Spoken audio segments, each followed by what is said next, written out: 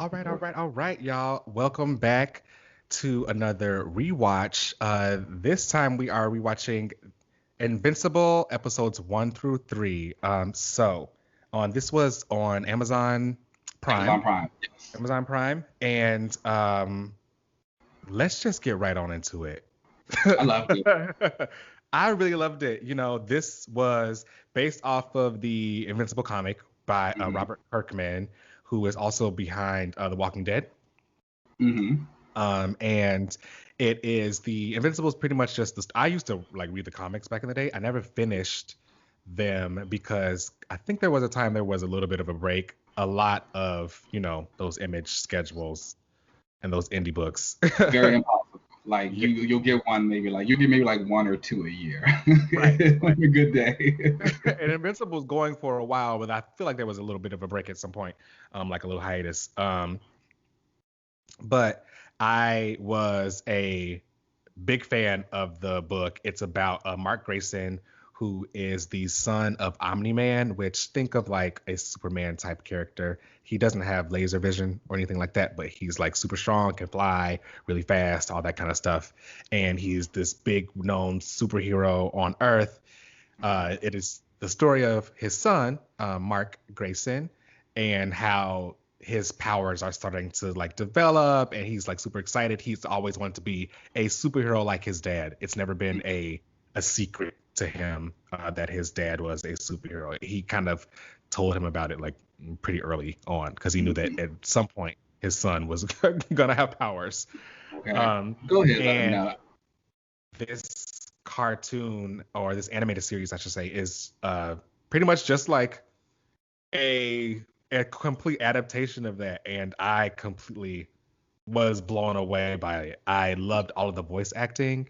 Um, Mark Grayson is being voiced by Stephen Young, who is Mm, I forget who he played in The Walking Walking Dead. Dead. He plays Yeah. Glenn. I think Oh is his yeah, name. Glenn. Yeah, yeah. And I think I think he's nominated for an Oscar. And I think Minari, was that the name of the movie? yeah, Yeah. I think that was the name of the movie. Yeah, or Makari or something like that. I don't know. Either way, talented guy. Really Very. enjoyed him as the voice actor here. And yeah, so we get the first 3 episodes. This first episode opens with the Guardians of the Globe, who are pretty much like, it seems like every like comic book universe has Has some their own knockoff Justice League. Justice League. Yeah. Yeah. Yeah. I mean, because it's like, I mean, it's the I Justice mean, League. Like yeah. they are the pinnacle of superheroes. I mean, it's interesting now. I think we talked about this a little bit last week too. It's like, do people still consider the Justice League like the pinnacle of superhero teams, or has the Avengers kind of overtaken that spot? That's a good question again to kind of bring up because I feel like while we was in the context of this show, I feel Yeah, like it kind of emphasized that the Justice League became more of like the prototypes of what a superhero team should look like, yeah, whereas like the Avengers kind of pushed forward that you could just kind of like make a team of superheroes work together, yeah. like a bunch of coworkers. Mhm. Um, Whereas the Justice League is like prototypes of, what what like superhero teams should like kind of look like. Yeah. Um, so yeah, you learn in this, I mean, you see in this first issue, I mean the first episode that the Guardians of the Globe are they're fighting these like two twin characters, um, who are like super strong, these big blue alien kind of looking guys. And the Guardians of the Globe come in and they use all their really cool powers to evacuate all of the people first, because that's what the heroes do. And Okay. then afterwards, Warrior Woman, who is pretty much Wonder Woman, she starts to attack the two twins. They take them out, and have the big pose of them being the Guardians of the Globe. So right off the bat, I'm like, oh wow, okay, Yeah. Like, and that was like the first like 10 minutes of it too. yeah, it was very early. Very great way to like reel me in and like get me on that action tip because it was like they did what needed to be done there. I was like, this is fine. And I like how they also kind of made it a big thing to be like, let's clear the civilians out first. Like, get all the people away, make sure, like, because of course, it's chaos. So what are people going to do when nothing but danger is around? They're going to stay in there and watch. So, the Guardians kind of like clear them I'm out. leaving. I'm like, So, I used to think about that all the time. I'll never forget how when I was younger, I was at my grandmother's house and there was like a building across the street from her and it was on fire. And like all these people just came outside to just watch this building on fire. And it's like when I see situations like that, I always used to think like, why would people stand around and just watch this stuff? But I don't know. It's just something about it. You just go and you look and you're just like, okay, this is in front of me right now. that is wild. I'm out. It's like, oh wow. It's just like I want to see how this plays out. Mm. So we get some of that, and then we are then introduced to Mark, and he is at home, and you see him like I think actually we go into like him into the school, and we meet William, who I think was they had a much better version of him being gay in this than they did in the comic. Okay. Um, the comic was is a little dated and it Yeah. came out in like the early 2000s, so Okay. think of the way that gay representation back then was very like Mm. That's an episode for another day. exactly. He was gay in the comic, but the way it was portrayed was a little Yeah. of its time. Here they really just made it feel as though he was just a gay kid at the school, and him and Mark were like good friends. I thought it was funny when um, they're like talking about Omni-Man who came in at the end of that with the Guardians of the Globe and like helped defeat those twins, and they're talking about Omni-Man like saved the day, and William's like, yeah, he is very fine. He's like, oh, that Right. mustache. And Marcus like, you're talking about my like he's looking at him like you're talking about my dad. Yeah, So it's gross. and William was like, oh right, straight shit. Let's you want to talk about that. So I thought that was like a cute moment for them that they're like just friends or whatever. Yeah, Um, so we what did you think of the animation for this? I liked it. I Yeah. mean, I'm trying. Like, I went back and I watched the first episode this morning, Mhm. and to see like I think there were a couple of parts where it was a little static, and it doesn't really like flow that well. I don't know if that's just the way the style works. It almost seems like the characters are pausing before they Yeah. like do certain things. Yeah. Um, and so that was kind of weird. It's not a continuous flowing motion, which is like okay, but it's animation, so I expect people to stand still sometimes. Yeah. I feel like this for me was it has that very like Young Justice Hmm. kind of animation style anyway. Yeah, But Young Justice is better animated in my opinion. hmm, Invincible, and this is probably something that was just more of a budgeting thing.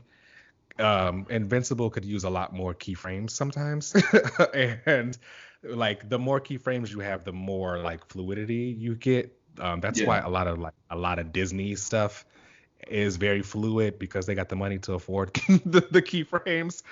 okay, So, like I think that this one could use a few bit, but for the most part, like the action portions of it, I thought were very well done. And exquisite. very yeah. Like beautiful. Like I was definitely drawn into the action the entire time. Like everything, and I was actually very appreciative of how frequently we got it. I feel Yeah. like a lot of times in certain shows, again, this was the first 3 episodes, so it could change.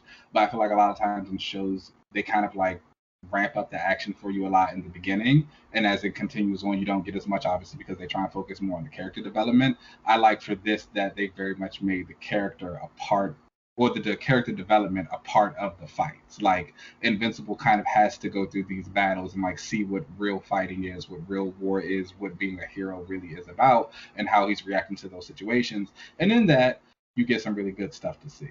Um, Yeah, yeah, the yeah, fights are pretty great.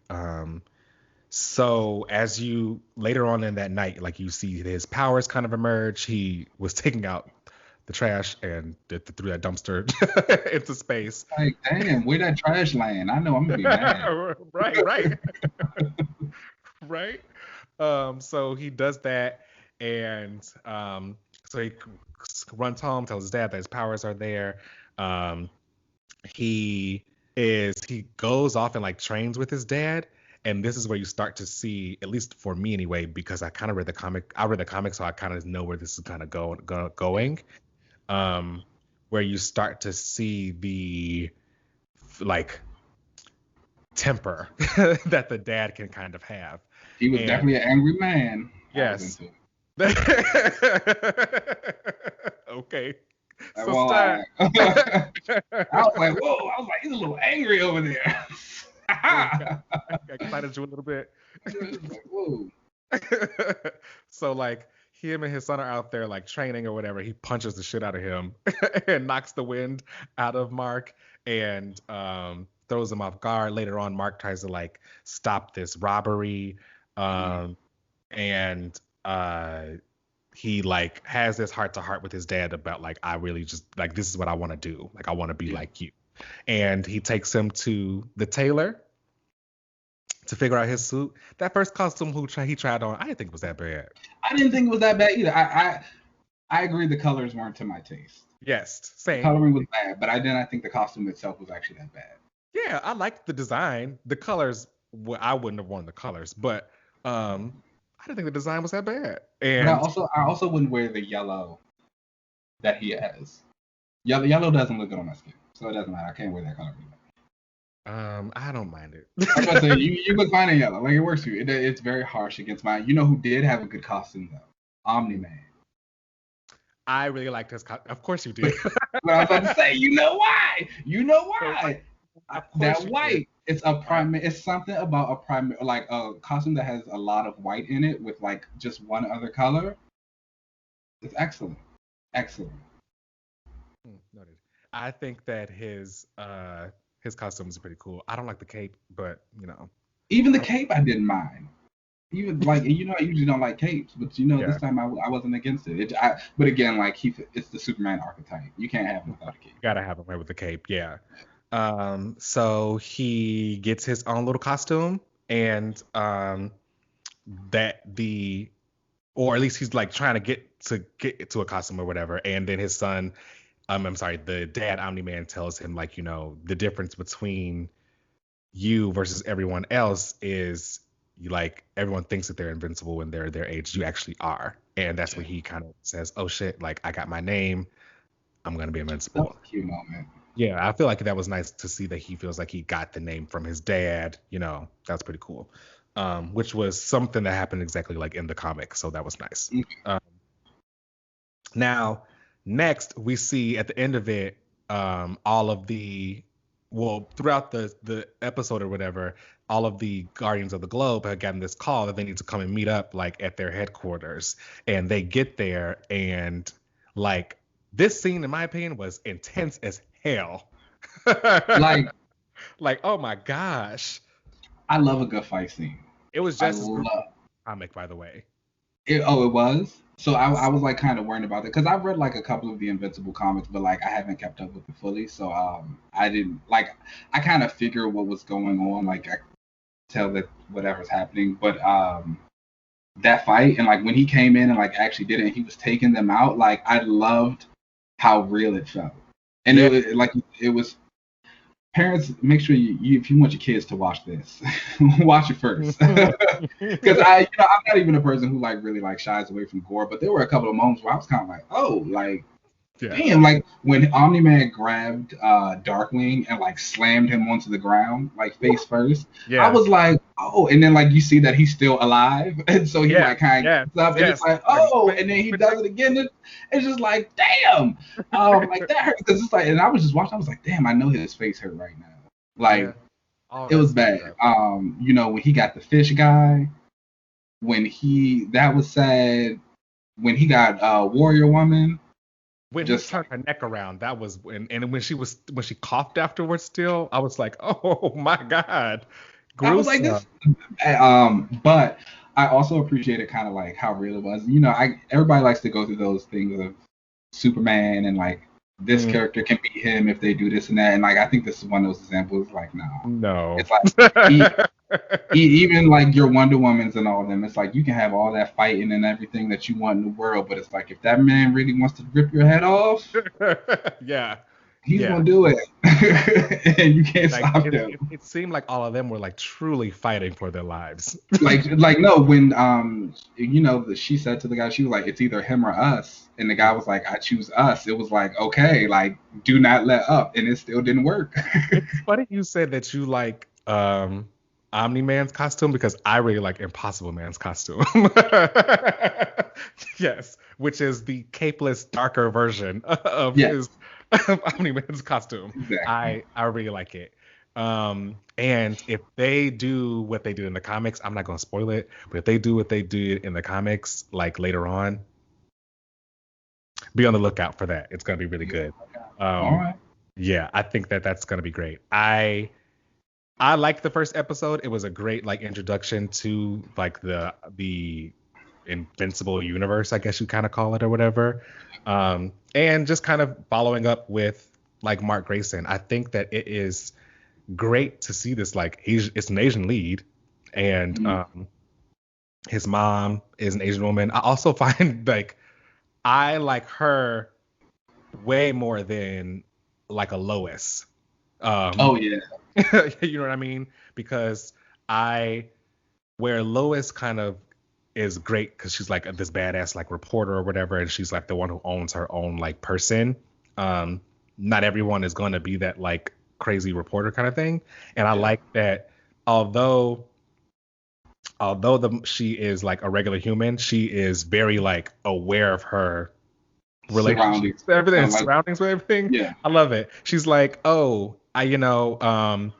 the like I know that my husband is gonna be back. Like, if I was to ever be with Superman, I feel like would you ever really want to worry about him like being killed, or would you just be more upset that he was late? Exactly. It's like I could just, and but then at the same time you have like she kind of got to a point where she was just like, oh, he's gonna be late for dinner. Like okay, like I'll Yeah. put it in the fridge. Like it's fine. It's just like this is who he is. This is what he does. Like he's gonna come back. But then I think because a big part of it was when he went to go fight the Guardians. Like you said, they kind of had that all or nothing mentality in there, and so they were trying to beat his ass. And so, and Yeah. so, even though he survived, when they bring the family in to come see him, like she's like, okay, he is hurt. She's like, but I know how to patch him up. And like, that she kind of makes that stand against them. She's like, I've been doing this for 20 years, like all these machines, whatever. It's like, we're going to get him better. And it was like, yes, these unknown assailants, that can be scary. But when I know it's something that he's done before 100 times, he can just go on and do it. Yeah, I do like that a lot. So that leads us right on into like the next episode, and so we end with all of the Guardians of the Globe being killed, Yeah. and Omni Man pretty much just passes out like there on the ground with Yeah. them covered in their blood.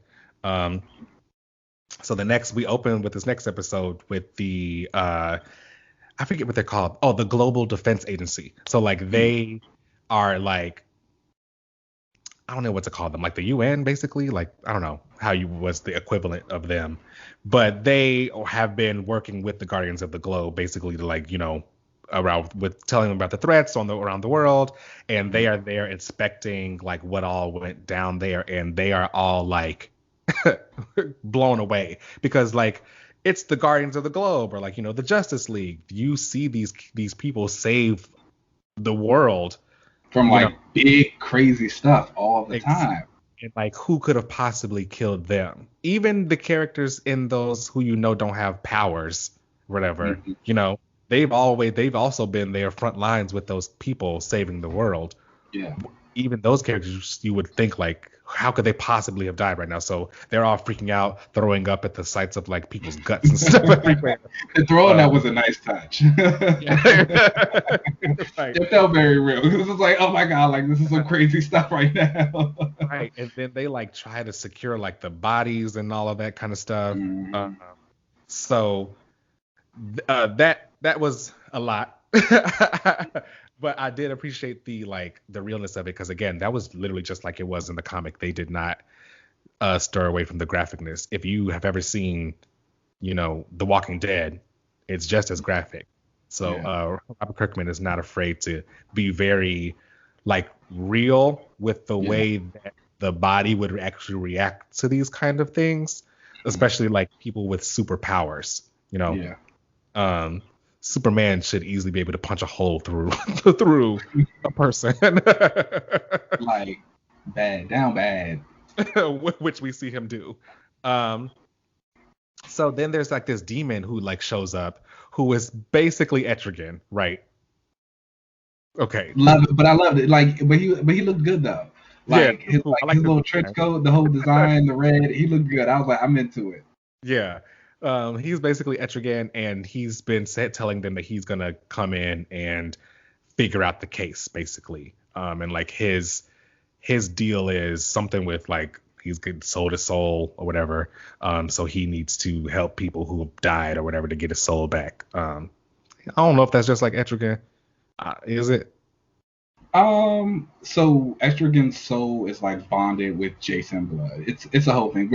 They're in Justice League Dark, so I'm pretty sure we'll get an Estrigan at some point in time. Ooh, that might be a character panel. Ooh, that'd be interesting. I haven't read anything, so that'd be cool. I'm Yeah, not I think gonna I'm gonna put him on the list. lie. All right, yes. So then all of a sudden there is a Flaxen invasion, and this is when things for me took off. Okay. Okay, because Was here it was it comes Eve? Was it it was Eve? Eve, baby. It was Eve. Okay. It's always a redhead. It's always a redhead. It is, it's something about a force field that just does it for me. I actually agree with that. The force fields are nice. They're very because they're so versatile. You can do a lot with them. Hey. Nothing wrong with being versed.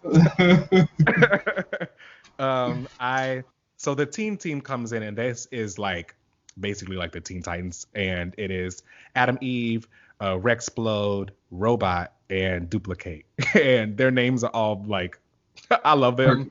Yeah, perfect. Like they're very comic booky too, which I also gotta love. It's appreciate a lot. I love a good comic booky name. you know, Right?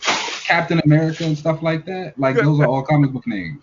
Yeah, I love that shit. So they are all in, and they're like using all their powers and stuff to take down the Flaxens. Really cool animation that you see from Eve throwing up force fields and pushing people back and doing all that kind of stuff. They Yeah. actually changed her powers on the show versus in the comic. Yeah. In the comic, she has like matter manipulation power. She's like Cersei from the Eternals. So like she could change something into anything else. So Yeah. kind of do anything. It was kind of overpowered. But on the show, I liked what they kind of done there and just made it more like force fieldies kind of stuff, which was really cool. So the Flaxens all of a sudden like start to die, and Yeah. because Disintegrating or like like getting real pasty and old. yeah, so like we learned Robot is the one that kind of like finds out that they were dying because like their time didn't adjust to like our time stream or something because of the portal thing that they came over. So they all ended up dying. They all the kids end up meeting up afterwards. Eve ends up actually learning. I'm sorry, reverse that. Incredible learns that Eve is at his school, and it's this girl named Samantha Eve Wilkins, who like he could never put two and two together, and they meet up after school, and she's like, "Oh, you were that guy in the yellow that was helping us out," and he was like, "Oh yeah, you're like Adam Eve," and she was like, "I never put it together that like we went to school together," and she's And like, she "Yeah." said, When you're not looking for a superhero, you're not gonna see it. And I was like, oh, that makes sense. I see, like it's a word. It's a word. Yeah. So um they like are chopping it up or whatever. You can tell that there's starting to be something there from Mark where he starts to really have eyes for Eve. But later on you see that Eve is with Rex, and that doesn't go over well, which were you a fan of all of the voice acting for all of the kids? I know So there I was was I can't think of his name right now. Uh I was actually just about to say I did not enjoy the voice acting for Rex Blood. Oh, okay. Uh, He was. I feel like I've heard a lot of. I couldn't tell who that was, and I didn't like look it up. Who was he? it's very familiar, and I can't think of his name right now. But I know as soon as I get it, I'm gonna be like, oh yeah, I should have known that name from the beginning. But I just do not enjoy it. It's very grating, and also he sounds so much older. Like I know they're supposed to be teenagers, but like he does not sound like a teenager. And I didn't enjoy the delivery. I don't enjoy the tone. I feel like even Steven and some of the other people, they've kind of like changed the inflection of their voices a little bit to make them sound younger. This one just was not. And it was no.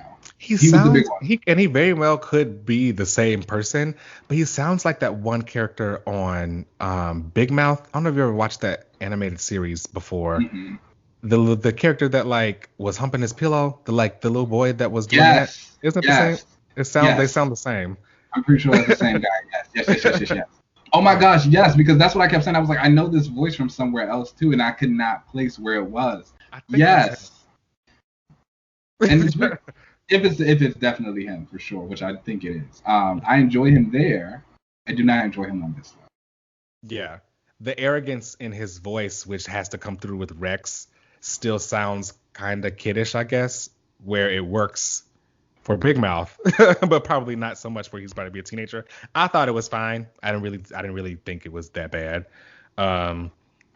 So after he meets the team, I cannot think of the guy who played Sylar in Heroes. Oh, I wasn't a Heroes fan. Oh, well, yeah, it went off the rails. I can't tell you anything about that. But he does the voice of Robot, which I thought was perfect. He was also Spock. Why am I blanking on his name? He was Spock in the Star Trek movies. I can't think of his name. Oh my gosh, I'm blanking. Zachary Quinto. Oh! I was like, who plays Spock in the Star Trek movies? I could not remember. Yeah, he's. I like him. I thought he was nice too. He did really good. Yeah, he had a lot of that like very like cold, droll delivery. It worked. Robot. Poor Robot. They were disrespecting him the entire time. Yeah. Like giving him a lot. Like it was kind of like damn. Just like a robot. They just feel like, oh, you don't matter. Like you're just a thing. They really treat him kind of poorly. And then this episode kind of ends where the Flaxens end up coming back because in their time it's been like 30 years, even though for them it's been like half an hour or like 3 days. The Flaxens come back, try to invade again. But the teen team ends up like losing a lot. And of course, Omni-Man ends up coming through and saving the day and helping them out. And then he goes through their portal back through the time where they were because they're like trying to escape. And that's where you see Omni-Man just like truly wreak havoc and destroy all of these people. And you wonder like, oh my god, like what is look how like angry and like I don't want to say evil he is or whatever. Evil he is. And that is also where we get the line from the mom where Grayson comes home, or Mark Grayson comes home, tells the mom like, oh, dad came and saved the day, but he went through the other portal. He is trapped over there, and the mom is like, oh, okay. It's gonna be late. So like I'll just leave his dinner like in the fridge or something. Like she's cool. I thought that was great. And she was like, I was worried to see him patched up like that after the whole Guardians of the Globe thing. But like I know him and he'll be back. And sure enough, he did come back and everything was fine.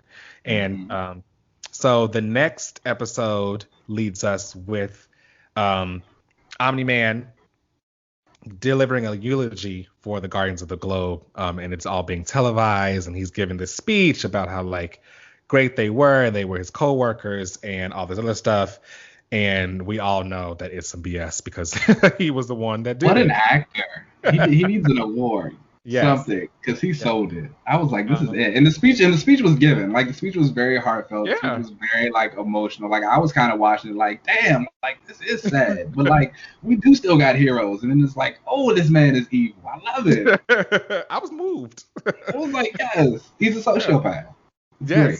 Yes. It's great. um, so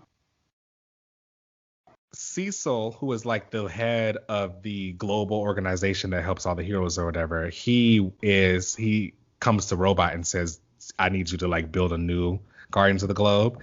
And this is where the expansion of the character roster kind of happens, where we meet all these other characters who have also been heroes.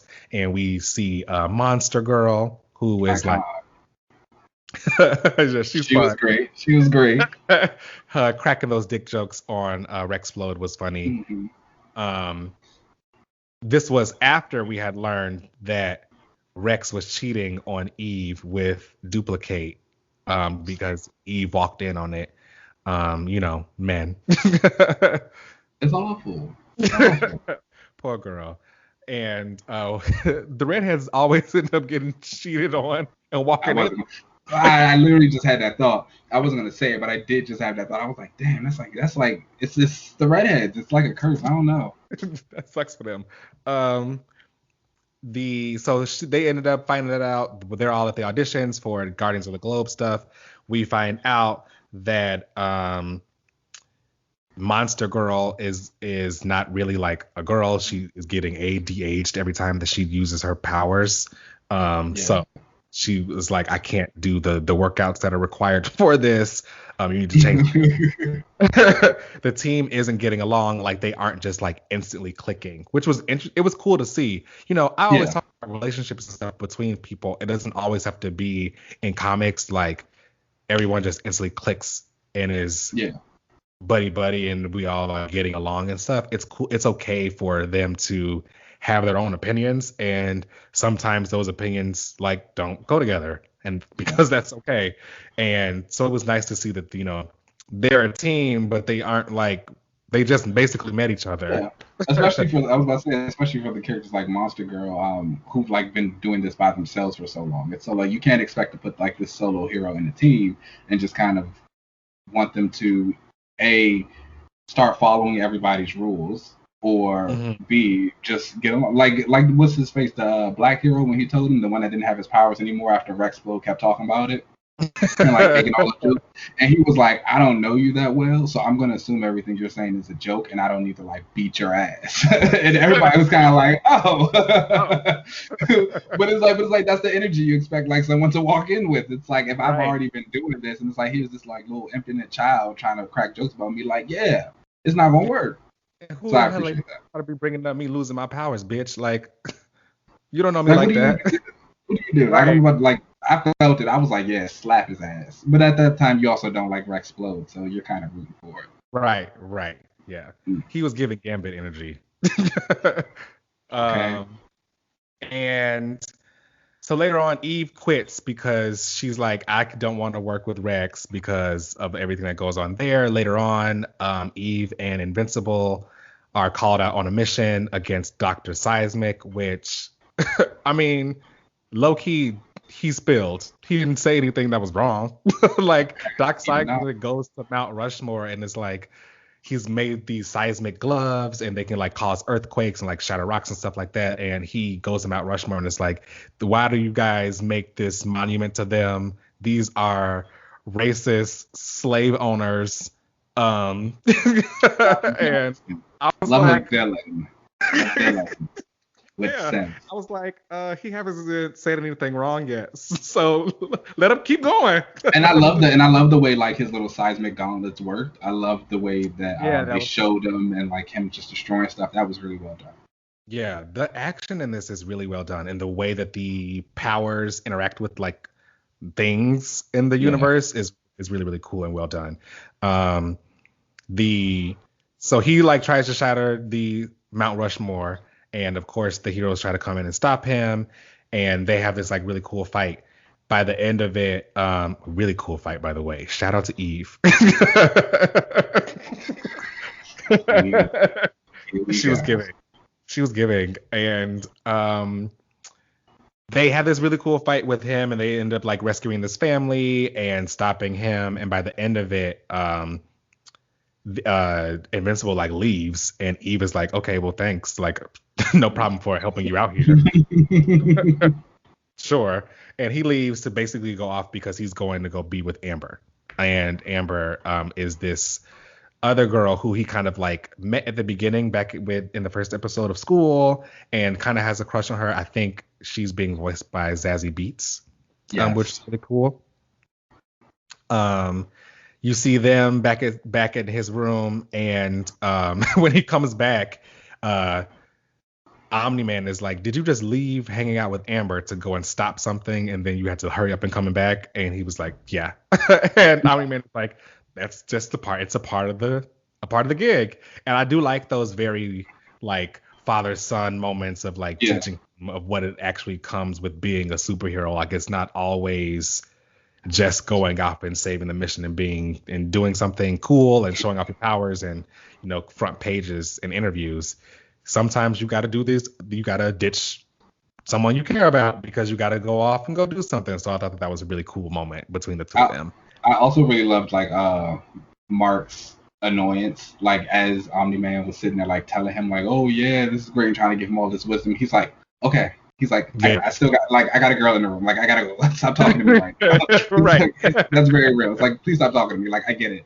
So that was a nice moment. Like I said earlier, like when I was reading Action Comics and seeing the dynamic of Clark and John versus this one in the show, and like how it's similar but also still so different because Clark comes at it from a very genuine place of like goodness, whereas Omni-Man obviously does not. but it's like it's genuine because, you know, he really does love his son, and he like obviously cares about his family, but at the same time like there's something else going on there, and it's like, why are you really acting like this? Exactly. So the episode ends with these Mahler twins that we had seen in the earlier. They had been apprehended obviously by the Guardians of the Globe, but in this episode they're in prison, and they basically like break out of prison, and they've had some help getting out, and sure enough that help came from Robot. And of course it did. Look at how mean everyone is to Robot. I would have done the same thing. Exactly. So he released them, and it'll be interesting to see what happens with that, and if he's going to be like the villain there, you know, the one no one expects to be the villain. Yeah, I love a good double cross. Did you ever play Dragon Age? The video game? Yes. So Robot's turn really reminded. I get like a very heavy Solus energy. Okay. Yeah. Like. Yeah. So I'm excited to see that play out. Yeah. So overall for me, I'm loving this series. It's only going to be 8 episodes. Oh, okay. So I was wondering because I wasn't sure. Yeah, it's only 8 episodes. And starting next week, it'll just be 1 episode a week every Friday, I think. So I'm in. I'm tuned in every week. Absolutely. I'll be there. It's gonna Invincible be Friday. For Invincible Friday. I love the animation, love the character adaptation. So yeah, definitely check that out, y'all. Great show. All right, so let's take a break, and then we'll come back for another rewatch of Falcon and Winter Soldier episode 2. Yeah.